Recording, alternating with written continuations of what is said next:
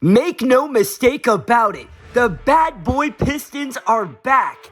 Did you see what happened tonight in Minnesota? This is going to be a full breakdown of everything that happened that led up to one of the craziest NBA moments of the season. The Pistons coming into Minnesota tonight, again for the Pistons, no Cade Cunningham, but they've been really good without him. Right away in the first quarter, so far, very normal game. The Pistons on the road, they're coming off a very impressive win over Cleveland, and they're off to a great start. Minnesota fighting to get out of the play-in tournament, coming into today a half a game back of Golden State and the Clippers. The big Ragu with a three, and then this is when the extracurricular stuff would start to begin. Beef Stew with a block, one of the game's best rim protectors, and then Mr. Shimmy Shake and Shoot It.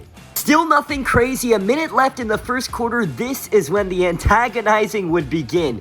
Beasley with a three, and then he's letting the crowd know that Jalen Clark cannot guard him at all. He's talking to Jalen, pointing at Jalen, and also talking to the crowd. Pistons love doing this, by the way. They do this a lot. Beasley telling the crowd he can't hear him, telling them to get on their feet.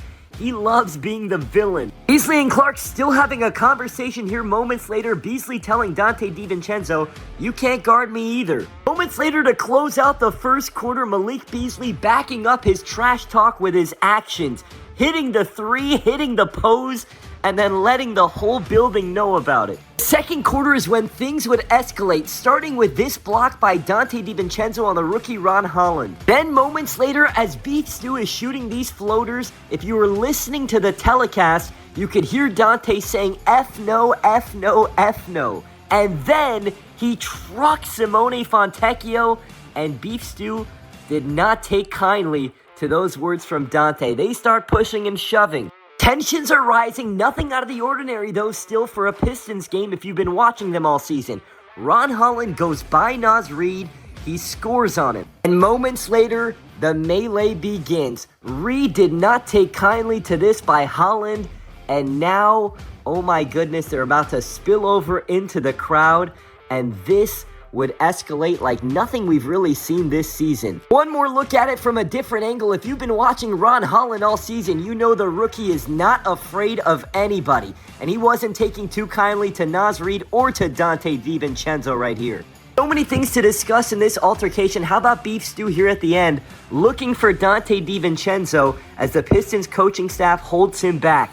They weren't done. Then after the whole altercation, you got the players walking away, but you got JB Bickerstaff, the Pistons head coach, barking at Pablo Prigioni, the Timberwolves assistant. That leads to Prigioni saying this. For any lip readers out there, you can clearly see what he's saying. Look at this closely. He tells Coach Chris Finch they always want to fight. Meanwhile, you got the Wolves owner and his wife, Glenn Taylor and his wife, with the owner's wife saying you did a great job to Donte DiVincenzo.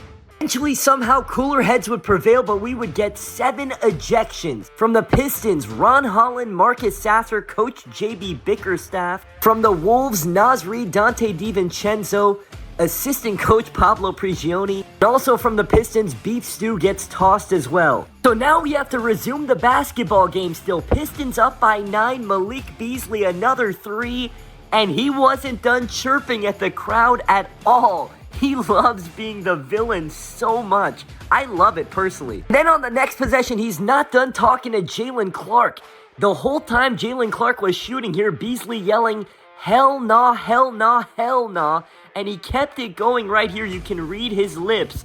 He kept saying it repeatedly. A minute later, cooler heads somewhat prevailing, but the Pistons still powering ahead. Jalen during the slam on Jaden McDaniels. Now in the third quarter, Minnesota down by 5. We still haven't mentioned Anthony Edwards. Wolves down by 1. Edwards starting to get going. You knew he wasn't going to stay quiet the whole night. Minnesota up by 3. Edwards against Beasley, the teardrop. It was only a matter of time for Edwards. What a third quarter takeover. Wolves lead up to 8, under a minute to go in the third. Edwards one more. Now in the fourth, Minnesota up by 9. Minnesota Mike saying goodnight. Before they fully say goodnight, Nickeil Alexander-Walker practicing his Malik Beasley impersonation. Needless to say, it is going to be a joy to watch these Pistons in the playoffs. Whether you like it or not, this is the intensity they bring on a nightly basis. This is the intensity they play with. That intensity is the reason they've been able to have this turnaround. For everybody saying that this generation is too soft,